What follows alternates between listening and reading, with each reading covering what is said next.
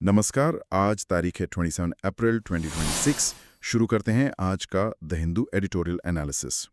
आज के लेक्चर की पीडीएफ आप हमारे टेलीग्राम चैनल बेसिक वाला नॉलेज से डाउनलोड कर सकते हैं। तो आज हमारे 4 प्रमुख विषय हैं। पहला, भारत में लगातार बढ़ती हीट वेव और हमारी गिग इकोनॉमी पर उसका सीधा असर। कैसे ये गर्मी सिर्फ एक मौसम का बदलाव नहीं, बल्कि इन वर्कर्स के लिए एक बड़ा इनकम शॉक बन गई है। बहुत ही प्रासंगिक मुद्दा है ये। जी। और दूसरा विषय है केरल में बढ़ते सर्पदंश या स्नेक बाइट के मामले। दवा होने के बावजूद सटीक डायग्नोस्टिक्स की कमी से कैसे लोगों की जान जा रही है। और तीसरा विषय हमें राजस्थान ले जाता है ना? बिल्कुल, राजस्थान के सिरोही और पाली का वो बेहतरीन प्रोजेक्ट जहां एआई यानी आर्टिफिशियल इंटेलिजेंस का इस्तेमाल लोगों को ज्ञान देने के लिए नहीं, बल्कि उनकी समस्याओं को सुनने के लिए किया गया। और आखिर में हमारा चौथा विषय, साइबर सुरक्षा वाला। हाँ, साइबर सुरक्षा की दुनिया का सबसे बड़ा डर, एंथ्रोपिक कंपनी के माइथोस एआई मॉडल का लीक होना, जिसने हैकर्स और सिस्टम को बचाने वालों के बीच का पूरा खेल ही पलट दिया है। तो चलिए इसे थोड़ा विस्तार से समझते हैं। अगर हम अपने पहले विषय की तरफ चलें, हीट वेव और गिग वर्कर्स, मुझे लगता है हमारी नीतियां जमीनी हकीकत से पूरी तरह कटी हुई हैं। वो कैसे? मतलब सोचिए ना, एक आम नौकरी पेशा इंसान के लिए जब पारा 45 डिग्री पार करता है तो वो वर्क फ्रॉम होम कर सकता है, एसी ऑफिस में बैठ सकता है। लेकिन एक डिलीवरी राइडर के लिए, उसके लिए तो सड़क ही ऑफिस है। हाँ, और अगर वो गर्मी की वजह से अपना ऐप बंद करता है तो उसका सीधा मतलब है जीरो इनकम।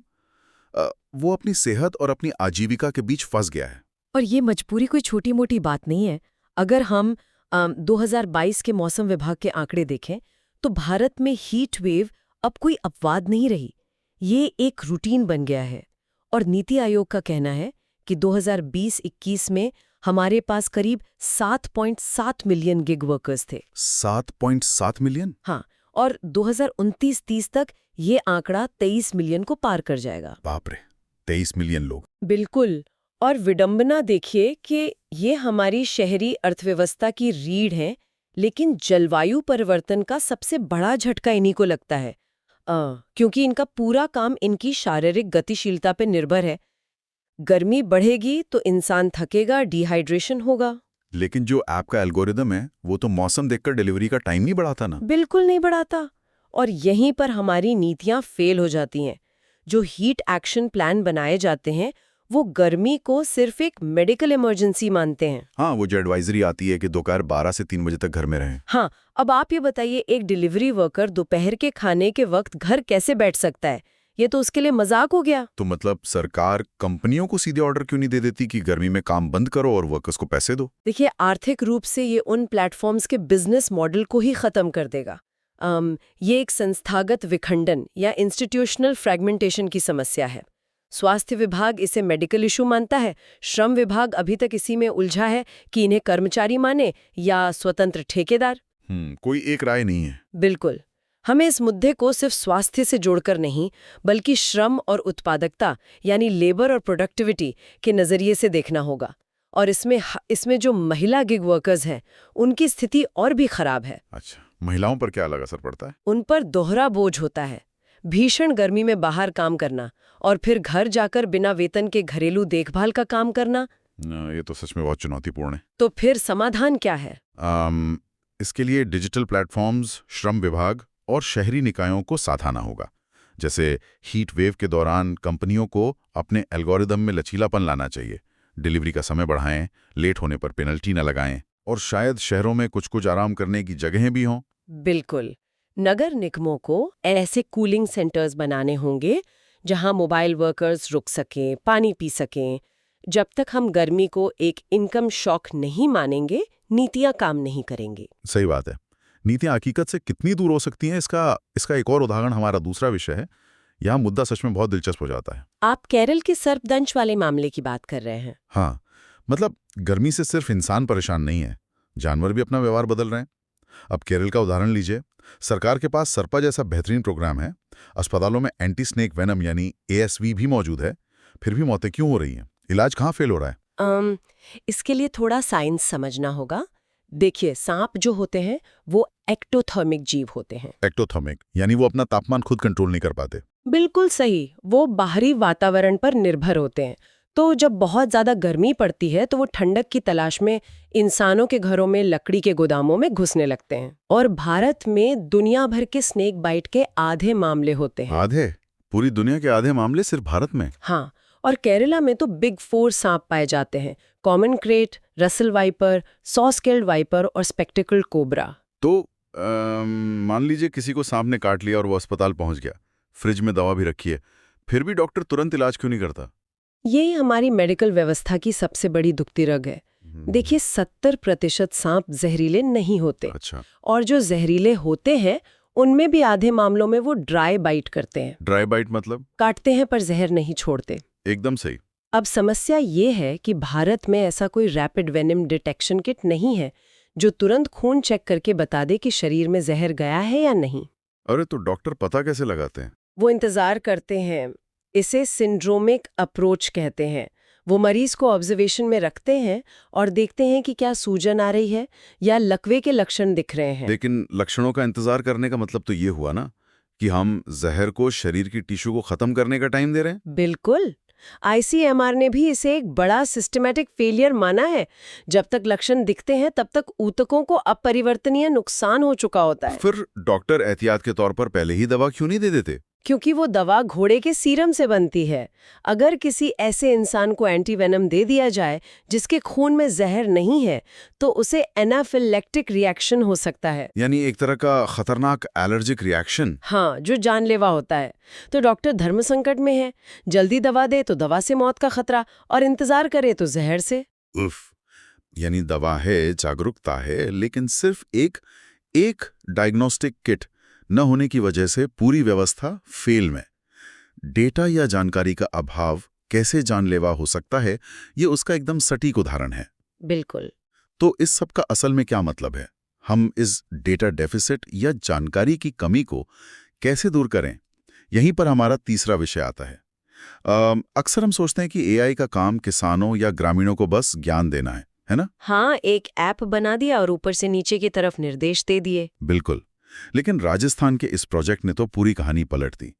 वहां एआई ने बोलने के बजाय सुनने का काम किया। ये सिरोही और पाली जिलों का AI for water policy pilot project है ना? हाँ, और सेंटर फॉर माइक्रो फाइनेंस और एक संस्था है कलेक्टिव, उन्होंने मिलकर ये किया। मुझे इसका तरीका बहुत दिलचस्प लगा। उन्होंने कोई नया भारी भरकम ऐप नहीं बनाया। तो उन्होंने इस्तेमाल क्या किया? व्हाट्सएप। उन्होंने एआई को व्हाट्सएप से जोड़ दिया।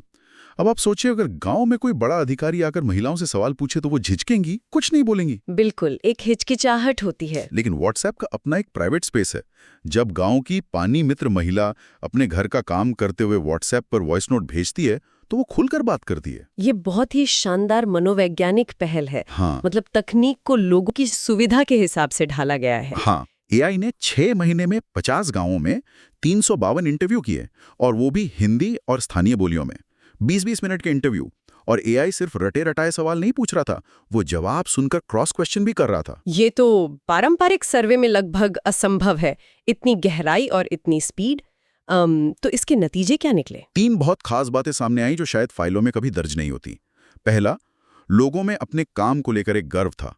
उन्होंने बताया कि जल स्तर कैसे 150 फीट से 100 फीट पर आ गया। वाह। बहुत जल्दी उठना पड़ता था और फिर लौटकर घर का पूरा काम। ये वही गिग वर्कर्स वाली समस्या है जहां नीतियां महिलाओं के अलग संघर्ष को अनदेखा कर देती हैं। और तीसरा बिंदु क्या था?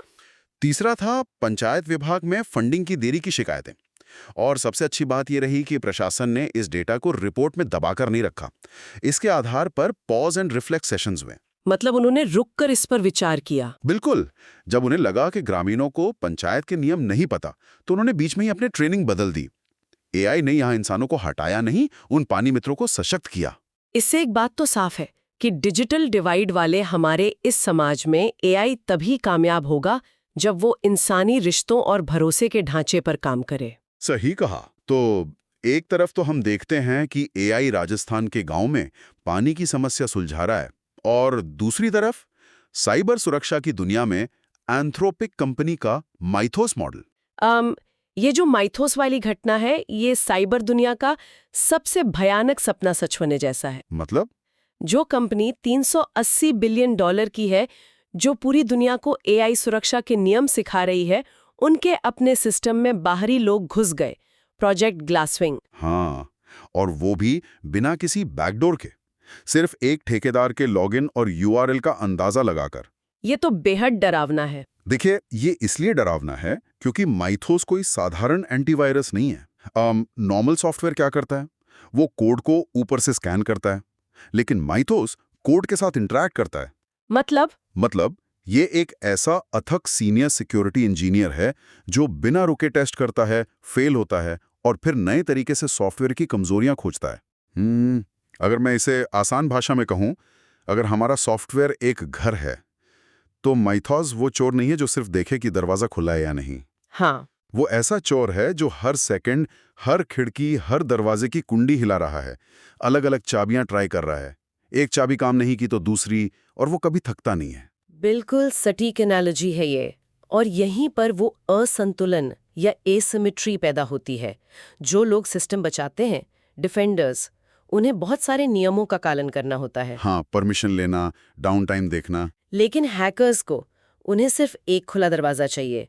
और अगर ये माइथोस मॉडल गलत हाथों में चला गया, तो क्या होगा? तो दुनिया भर के अस्पतालों, बैंकों और पावर ग्रिड की कमजोरियों का पूरा नक्शा उन्हें मिल जाएगा।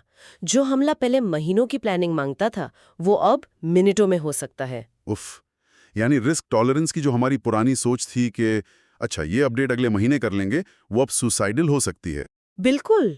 और अब तो छोटे ओपन सोर्स एआई मॉडल भी आ गए हैं जो माइथोस जैसी पावर सस्ते में दे रहे हैं। ये खतरा अब सिर्फ बड़ी सेनाओं तक सीमित नहीं है। ये तो पूरे सिस्टम के लिए एक बहुत बड़ा रेड अलर्ट है। तो अगर हम आज की इस पूरी चर्चा को समेटें, तो हम एक बहुत ही अजीब से संक्रमण काल में हैं।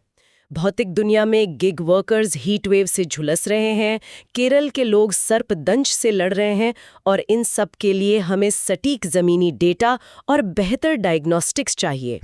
और दूसरी तरफ हमारी डिजिटल दुनिया है, जहां माइथोस जैसा एआई सब कुछ तबाह कर सकता है, लेकिन वही एआई राजस्थान में प्रशासन को बेहतर भी बना रहा है। तो इसी बात पर मुझे एक विचार आ रहा है।